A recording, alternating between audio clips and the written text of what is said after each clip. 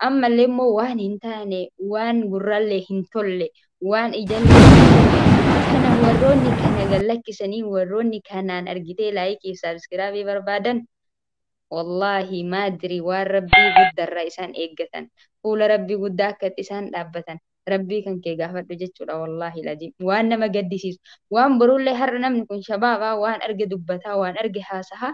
Wanti kun asumarra taa haga guyyaa qiyaamaa namni irraa mummuree garanatti sheer godha garanatti sheer godha. Kana yoo dhageeffate boodaam itti qaanfata jechuudha subhaanallah. Hiriyoonni nama yoo dhageeffate itti qaanfata. Akka ajaa'ibaa kanatti wallahi waan nama qaanfachiisu jecha waan akkanaa kanarraa rabbi sinaatiisu maal jetta ruuhi. Antun hin heerumti yooma heerumte yooma soddaanuyyuu dhageeffatanii bas natti ulfaata wallaahi ladiim haati akkana dalagaa turte akkana haasayaa turte gaafa jedhan namni tokko waan yaani waan har'a haasa'u kana ilmoon namallee ittiin qeeqamuu mala jechuudha ittiin tuffatamu yaani kana biyyi keenyallee gugurdataa jirti wanti itti gannee biraa hin gallu sooshaal miidiyaa gubbarra jira waan ta'eef obboleeyyan kiyya haga dandeettaniin waanuma isinirraa bakka waanuma jecha namaatirraa tolu waanuma arraba namaatirraa tolu waanuma namni illee yoo dhagaye itti nama hin saalfachiifne hojjedha rabbiin immoo akka itti nama guddisu rabbitu beeka rabbiin bakka guddaan isin haa ga'u nuti waanyineeti miti kana jennu garuu akka ofii keenyatti anama akka kiyyatti jechuudha intala yoo qabaadhe waanuma fedhayyuu haa ta'u inshallah abdii gorsa nama islaama kuni waanyo osoo hin taane gorsa badan hojjechuu hin qabu jenneetiin hin gorsine yoo didanii hojjetan immootu haala kee kun ani waan goonu mirga isaaniiti. Assalaamu alaikum jannee salamtaa warra jannataa.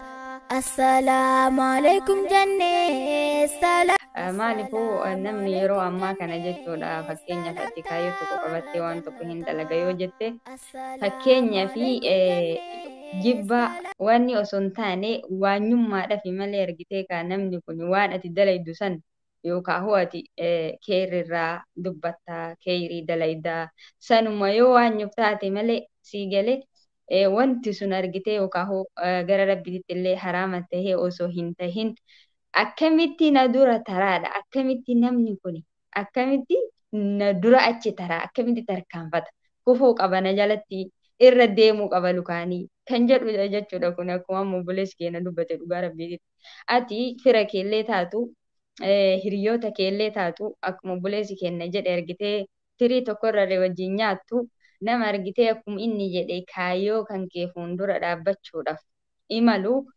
hayyamuu hin qabdu jechaadha sirriidha. Wallahi haga tokko namni kun kararraa ima nama gatantarsaa garuu mootuu yaada ati murteeffatteen sammuu teetiin taate murteeffatteen deemuu qabda malee yoo hin mootuu ayaata kee keessa akkasuma jireenya kee keessa kaayyoo kee keessa namni biraa si wajjin jiraate bakka hin geettu jechuudha ati dhugaa rabbi bakka hin geettu kaayyoon kee sunillee bakka hin gahu nama biraatu si wajjin jira yoo ta'e nama biraatu si wajjin keessa jira waan ta'eef yookiin garana si qabaa yookiin garana si qabaa yookiin fuulduratti yookiin duubatti akkasumatti si gatantarsa jechuudha.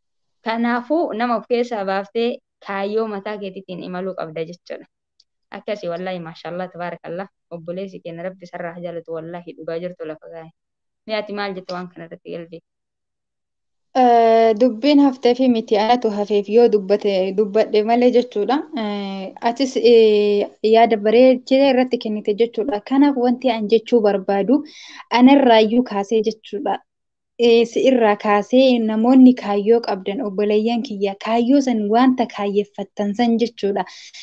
Ahlaama keessan san haqqaqsuuf yaani kaayyoo keessan san dhugoomsuuf namaaf bakkee hin kennina hin dhagayna yoo fakkeenyaaf namni imala dheeraa deemu tokko jechuudha duuba yoo waa itti wacan of duuba deebi'ee yoo dhageeffate otoo jecha san dhageeffatu aduun karatti itti dhiiti jechuudha bakka deemu san hin ga'u namni karaa dheeraa deemu immoo of duuba garana asillee achillee caqasuu hin qabu jechuudha qaat jedhee deemu qabu wanti isin hojjetaa jirtan wanti isin dubbataa jirtan rabbii na uume birattis nan saalfachiisu rabbi birattis immoo nan qaanyesu jettanii beeynan ilma namaa biratti illee nan qaanyesu jettanii beeynan eenyumtuu ilma namaatirraa hin hoffolle bakka hin kenninan jechuu barbaadaa kaasatan obboleeyyan keenya yeroo ammaa kanatti wanta gara garaatiin namni ilmi namaa hanqina hin dhabu jechuu nuti immoo hanqina keenya san suuta walii ibsinee wal jajjabeessuu qabna malee wal sakaallee hamilee walii wal keessatti cabsuu hin qabnu. Kaasatan isin immoo ofitti amanamummaa qabadha. Waan hojjetan irratti wanti sun isin baasaa beeynan itti fufan isiniin jechuu barbaada. Warroota kaayyoo keessan isin harkatti ajjeesuuf deemaniif bakkee hin kennina, gurra hin kennina.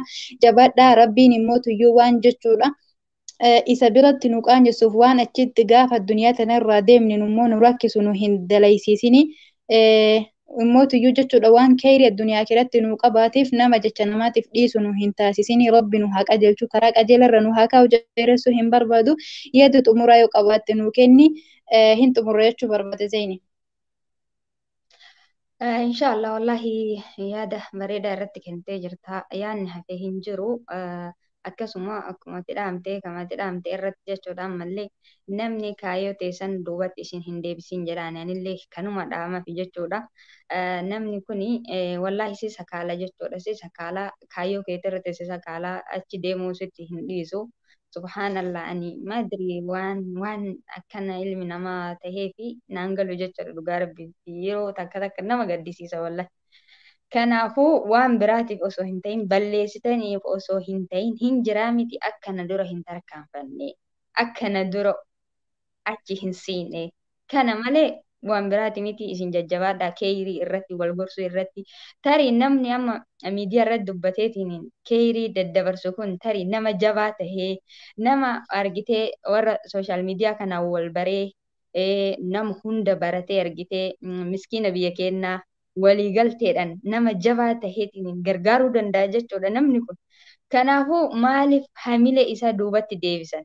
Wallahi laziim miskiinaa dhaabbatu fa'atu malaa waa meeqa jechuudha namni kun hunduu mataa ofiitiin gahee mataa ofii jajjabina argitee akkasumatti namni kun subhaanallah ol dhoogganii yookaan achi tarkaanfachuu dhoorganii kan jedhaniin yoo kuffisan dhima kufa malee duratti deemeetiniin kaayyoon isaa sun galman jettu kaayyoo isaa harkaa hin kuffisinaadha. Warra kaayyoo namaa kuffisuu deemullee rabbi isin haa qajeelchu. Akkana hin tahinaa, nama hin kuffisinaa, nama hin sakaalinaa jedhaan inshallah. Kanaaf inshallah salaama dhaamii irraa baana kalas. Okay, mashallah dhugaa Zeyni baay'ee natti tole jechuudha yaanni kan kee. Jazaakallahu khairan rabbiin fahmii dhuma dhaabbata hin qabne si haa kennu. Siin jedha Aziizati irra deebi'e. Jecha kan keessanitu sanitu waan yaadachiise beeyte. Obboleeyyan kenna jechuudha. Kaasatan warroonni sumayyoota har'a waan feetan jedhamtanillee jechuudha. Wanti an akka nama tokkootitti isinii dhaamu waan immoo tuyyuu jechuudha isin saalfachiisu hin hojjetina hin dubbatina duniyaa laaltanii jechuudha. Kana jechuun kiyya mee osoo nuti har'a kufnee haasofni keenyaaf kan kee kun kukkutame akkuma obboleeyyan kenna kanan dura warra sooshaal miidiyaa kanarratti beekaman gaafa isaan amrii ta'an akka gaariitti haa ta'u akka gaariitti ta'uu haa baatu muranii olii ga'oofan jechuudha. Kan kiyyaa kan keetillee akkas ta'uun isaa waan hin hafneef anaa fi atillee asirra deemuun waan hin hafneef waan immoo tuyyuu rabbii fi nama biratti isin saalfachiisu hin dubbatina rabbiin haa eegu isiniin jedha. Mee Zeynii kanarratti yaada kenni wanti jechuu barbaade maa inni? Dhagaa jirta? Dhagaa jira. Warroonni fakkeenyaaf warroonni har'a jechuudha mataa gadi dhayamtanii jedhamtanii tuffatamtan kuni yoo kaayyoo bareeda qabaatan jechuudha yoo wanta gaarii qabaatan waan gaarii keessa keessanitti yaada. Kana jechuun kiyya kaasata warroonni sooshaal miidiyaa fayyadamtan kuni yoo rabbiin bakka guddaan nagee jechuudha yoo rabbiin dandeessisee allee nama sanna taasisee miskiina biyya keenya gargaaraa warroota uffata hin qabne uffisa warroota beelayaa kana beela baasa jettanii niyyaa yoo toltan wallahi haga feetan sakaalamtanillee haga feetan tuffatamtanillee haga feetan darbamtanillee ni geetan bakka san waan akkasii yaadan isiniin jedhan wallahi waan akkasii yaada maaliifuu nuti fakkeenyaaf ka biyya jiru hin jiraata warri biyya kana dhufeeti asii galee mootuyyuu jireenya ofii jiraachuu hin dadhabu jechuudha. Garuu mootuyyuu gaafa waan kana hojjettan nama wal baratanii rakkataa argatanii jechuudha. Yaani nama bakka waan biyya keenya san keessatti wallahi wanni gargaaran hedduutu akkan jira jechuudha. Qabaatanii jennaaniin. Kanaaf immoo warroota waan garaagaraatiin rakkina garaagaraatiin barumsa ofii dadhaban san bira taranii mootuyyuu warrootuma jechuudha. Yaani waan tokko tokko karoorfadha duniyaa akka kiyyatti jechuudha. Ani akka nama tokkootitti yoo rabbi bakka saniin nagahee waan karoorfadhe qaba. Waan gaarii karoorfadha. Otoo bar waa biraati miti jechuudha. Ramadaan irratti osoo walitti qabamtanii fakkeenyaaf ijoolleen shamarranii warroonni sooshaal miidiyaa kanarra jirtan dubartoota akka keessanii jechuudha. Warra uffata harka gadi ga'u hin uffanne warra mootuyyuu jechuudha. Jalaabiiba uffatuu barbaadu kan immoo dandeettiin isaanii bitachuu isaan dhoorgite. Kan hajjabatuu barbaadu kan dandeettiin isaanii hajjabatuu isaan dhoorgite. Har'a yoo waan kana dalaydaniitiin hin jettan waan keerii irratti dalaydanii jechuudha. Waan kana galiin inni irraa isinii galu waan keerii takka yoo hojjettan waan keerii yoo dubbattan keeriima irraa argattan jedha jechuudha. Kanaaf immoo tuyyuu waan kana jechuudha. Mataa keessan qofatti osoo ittiin goruu hin taane gaafa deemtanii jechuudha. Warra uffata dhabee ittiin uffistan warra beela ittiin beela baastan rabbi irrallee ni milkoofna jedhee abdii qaba. Waan gaggaarii akkanaa kana kaayyeffadhaatii deemaa sanirratti immoo tuyyuu namaaf bakkee hin kennina eenyumtuu jechuudha. Nama jalaa hin baane rabbiyyuu ilma namaa jalaa hin baane ambiyoonni ilma jalaa nama jala hin baane jechuudha. Dubartoonni jechuudha ambiyoota fakkeenyaaf Aayishaan radiyallahu anha wa ardaaha jedhamtee jirti. Waan silaa hin jedhamne jedhamtee jirti. Anaaf isii hin caalu. Kanaafuyyuu jecha namaatiif bakkee hin kennina. Garuu wanti isin karoorfachuu qabdan waan gaarii wallaahi waan gaarii karoorri keessa waan gaarii haa ta'u hawwiin keessa waan gaarii haa ta'u waan kana dalagee har'uma fiigee har'a shibakaa gaarii qaba yeroo gaarii qaba asin dalagaa tana dalagataa asin immoo kana dalagadhaa qofa osoo hin taane gaafa galee biyya kiyyatti deemeetiin daaraa biyya kiyyaa offisaa beelayaa biyya kiyyaa beela baasaa rakkoo isaa jechuudha. Sooshaal miidiyaa kanatti fayyadamee hawaasa kan immoo namni takka isa hin dhageenye nama dhageessisa. Kan mootii waan dandeen gargaarii waan dadhabeen obboleeyyan kiyya namni kun akkanatti rakkataa jira kootaa gargaaraa jedhee obboleeyyan kiyyaaf saba kiyyaaf waardiyyaa tayaa waan dandeen amantii tiyya gargaara bakka afaan masgiidaa hin jirretti jechuudha. Masgiida sanii bari yoo qabaattan obboleeyyan kiyya ijaaruu dandeettan lafaa kaaftanii jechuudha. Kanaafuu hamilee keessan hin cabina wanni isin irratti karoorfachuu qabda waan gaarii haa ta'u malee namaaf bakkee hin kennina jechuu barbaada akka nama wallaala irraa booda tokkooti Zeyni. Maashaallah tabaarak. Rabbi sirraa haa jaalatu wallaahi wannummaan kanarraa hafe hin jiru. Gorsa ajaa'ibaatii nama itti fayyadamu rabbi nu haa taasisu. Obboleeyyan kennaa gorsa namarraa fudhanii tokko itti fayyadamuu qabna jechaadha. Hundi kennaa wallaahi namni wayiif dubbata. Kanaafi aamuti wannummaan hafe hin jiru wallaahi kanarratti ati jettan irratti beeki namni subhaan Allah. Namni kun yeroo awwala sirii waa hojjedha jedhee ol bahee keerii dubbadhaa keerii dabarfadha akka na duubatti illee yoo hafe nama fayyadee anallee na fayyadu osoo jedhe nama gammachisa jechuudha. Waan kanarra hirkatee akkuma amma jette kana yoo argitee mallayni waan kanarra illee argamu miskiinan gargaaraa nama dadhabaan gargaaraa nama argitee wallaahi abbaa hin qabne nama haadha hin qabne yatiimni tokko lama miti jechuudha biyya teenya keessatti namni hundi isaa wallaahi biyya teenya keessatti beela haadha jechuudha. Waan akkasii sanitti karoorfatudha.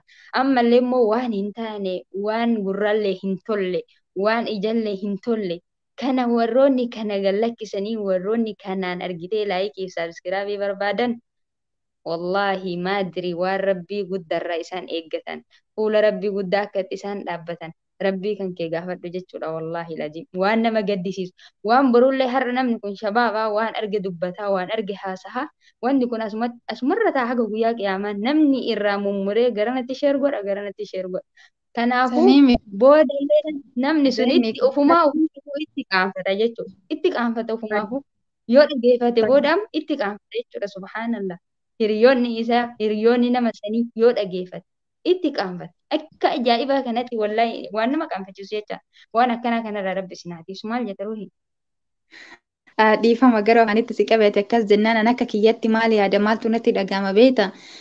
Fakkeenyaa fi namoonni gariin ka ilmaan faa qabutu ta'uu danda'a wanta hin taane gaafa asirratti jedhan an akka kiyyatti dhiifamallee naa godhaa obboleeyyantii yoo isinitti balleesse wallaahi an akka obboleettii teessanitti isin gorfachuu barbaadetti malee miidhaa keessanillee miti jechuudha nuti. Ummanni Nabi Muhammad kun sallallahu alaihi wasallam irra caaltuu ummataati hamturraa wal dhoorgine keeri irratti haga dandeetti kennatiin wal ajanya jechuudha. Kuni ani ayata quraanaan caccabsuuf malee ayata quraanati saha Zeyni.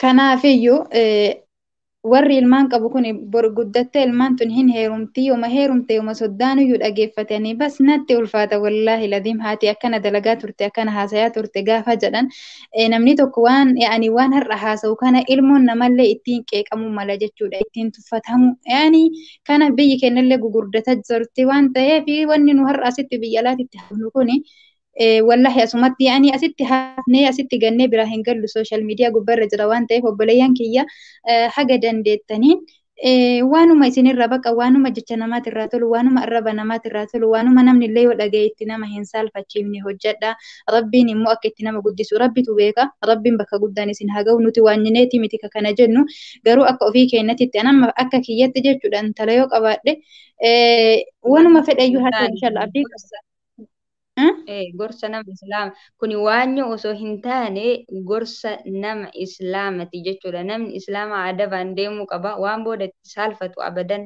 hojjechuun qabu jenneetiin hin gorsine yoo didanii hojjetan immootu haala keekumi ani waan goonu mirga isaaniiti itti himuun dirqama kenna jechuudha waan arginerra yoo didan immoo ahla wasaalan akka barbaadanii Kanaafi afwalillahi isiniin jecha dhiifama guddaa wajjin obboleettiiwwan teennaa hiriyyootan teennaa anarraa kaasee anis ta'ee isinis wantuma nurraa eeggamu haa dubbannu wantuma nurraa eeggamu haa hojjennu wanta bor ilmaan teenna ittiin hin saalfanne akkuma dura jedhe jechuudha namni abbaa fedhee haa ta'u dhiirti ittiin arrabsuu dandeetti jechuu gaafa isiin sagalee ol fudhatte ati maal haa baaftu haatettu akkana namaan jedhan barra oromoon haadha laalii intala fuudhi jedhanii miti ammallee haadha addaamaa ilmoon buuqaa jedhan.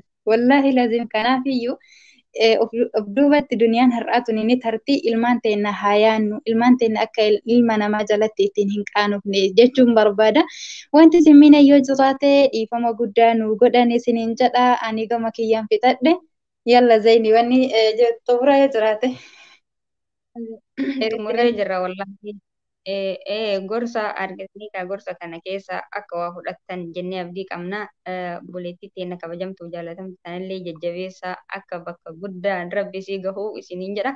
Kanuma isinitti dhaamadhaa mana kiyyallee koottaa nallee wal bara warri nan baratini ani obboleettii aamuu jechuun ni danda'ame jechuudha. Akkasii. Daraan iyyuu dhugaa.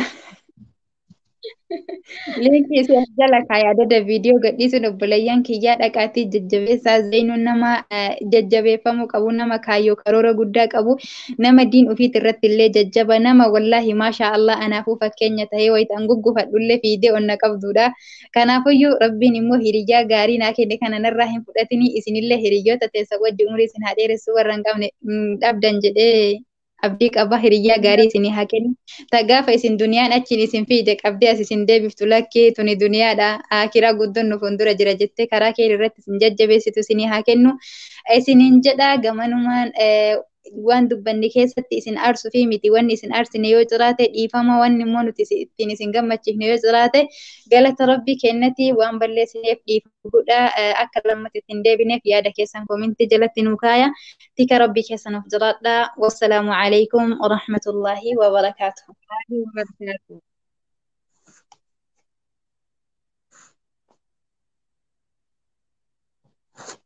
السلام عليكم جنة سلامتا ورا جنتا السلام عليكم جنة السلام عليكم ورحمة الله وبركاته. عمو فري فاميلي سبسكرايب لايك كومنتي بريسو لنا كججبيستن